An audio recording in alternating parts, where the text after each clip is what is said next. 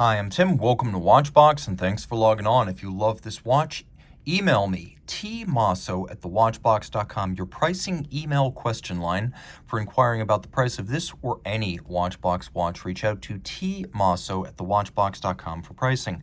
Today, we're discussing a 100-piece limited edition for Latin America launched in 2018. This is the Audemars Piguet Royal Oak Perpetual Calendar Limited Edition Latin America. 41 millimeters in diameter. It measures only 9.6 millimeters thick. It is 50.9 millimeters from lug tip to lug tip, but if we include these little intermediate links that project out from the case, the total distance across the wrist is 53.4 millimeters. We'll fit the watch to my wrist. My wrist is 16 centimeters in circumference. The watch actually wears quite nicely. It has an incredible feel of weight, solidity, and quality. The timepiece is flat enough to easily slide underneath the cuff, and you can see the bezel is sloped to make that even easier. The watch is a nice match for just about any skin tone, and that's not always the case with the brightest white watches or the brightest yellow gold watches. This is really perfect. The timepiece is also broad enough that I'm going to caution against using it with a wrist smaller than 15 centimeters circumference. Now, taking a quick look at the bracelet, this is one of the highlights of any Royal Oak. It takes about 9 to 11 hours to hand finish these bracelets, and since the original Royal Oak was created in 1972, this has always been one of the great pleasures of Royal Oak ownership. The bracelet is integrated into the case, the lugs are integrated into the bracelet, all of it reads as a piece of jewelry that happens to have a timepiece attached, and that was the intention of Royal Oak designer Gerald Genta, who was first and foremost a jewelry designer. You can see little details like the polished bevel on the flank of the links, the fact that the sides of the links are vertically finished rather than longitudinal, but then across the top we do have longitudinal finish. You can even see that the end of the intermediate links, the little ends, are polished. We have removable links fixed by screws, and the screws are rose gold to match the bracelet. We have a double folding sequential close clasp that is released by 2 triggers, so it's nice and secure when closed. You can see some of the original packaging stickers remain. This watch is in excellent shape. The timepiece includes the iconic Royal Oak case, which, along with the bezel and the case back, is as laborious a finishing job to the artisan as the bracelet.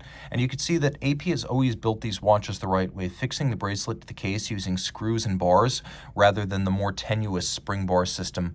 We do have a hexagonal crown to match the hexagonal bolts in the bezel. It is a screw-down crown, but because of the case-through fittings for the calendar adjusters, water resistance is rated at 20 meters, so splash and inadvertent rainfall only. As with all Royal Oaks and offshores, to some degree the bezel gasket between the case and the bezel is visually expressed as a styling feature.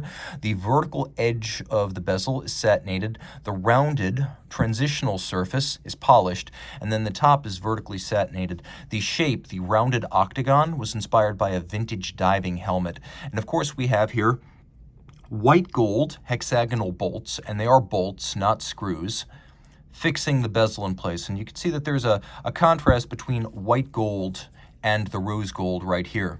The timepiece is in outstanding condition and has never been polished. The dial matches the case almost perfectly with a lovely warm rose gold and as you can see, not only rose gold calendar, but rose gold color, rose gold tone on tone, rose gold indices and hands. There's a lot to love here. So let's start from the outside and work our way in. This generation of Royal Oak Perpetual Calendar includes a week of the year radial indicator, so we have that. We also have a beautiful cruciform symmetry, as we have a moon phase which is photorealistic and includes an aventurine disc. So underneath the photorealistic moon phase, the cosmos in the background is aventurine glass. Then we have the date, we have the day, we have the leap year phase as well as the month. And of course, this being a perpetual calendar, you don't need to make any changes provided it keeps running prior to the year 2100. Let's do a quick loom shot here, and you can see that this watch does feature a reasonable amount of loom.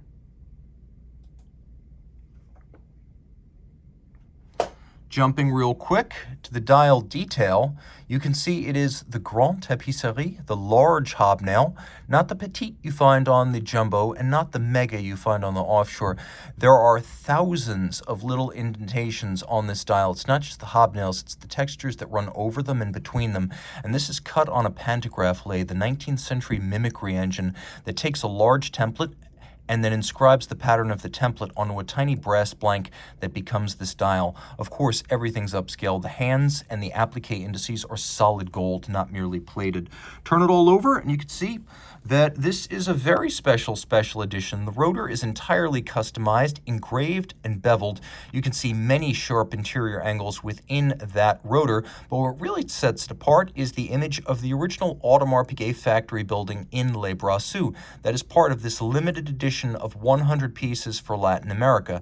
Otherwise, we have the same caliber 5134 that you'll find in a standard Royal Oak Perpetual calendar, and in fact you'll find the same base movement in every pre-16202 version of the Royal Oak Jumbo. So this is based on the JLC 920 Bausch that came out in 1967, designed for and used exclusively by AP, Patek, and Vacheron.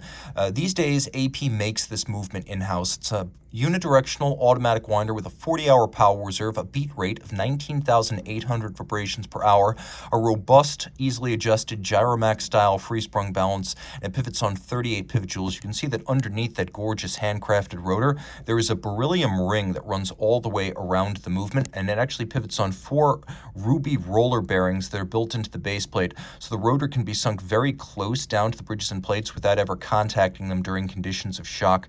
The beveling and the stripes you get on these caliber 2120 based movements is frankly much better than what you get on the 3120s, the 4401s, and the 4302s. This is a more handcrafted movement than the mass-produced Audemars Piguet pieces, and the finishing reflects that right down to the solarization of the crown wheel and the ratchet wheel, the black polished screw heads with chamfered slots in circumference, the quality of the anglage, and the engine turning on the base plate. Everything's just a step above what you get on a more mainstream Audemars Piguet. Again, 20 meters water resistant, so it's a sporty watch, but not a hardcore sports watch. Nevertheless, that is why you have an offshore for those times. For all others, you have this. Reach out to Team Mosso at thewatchbox.com for purchase and pricing details.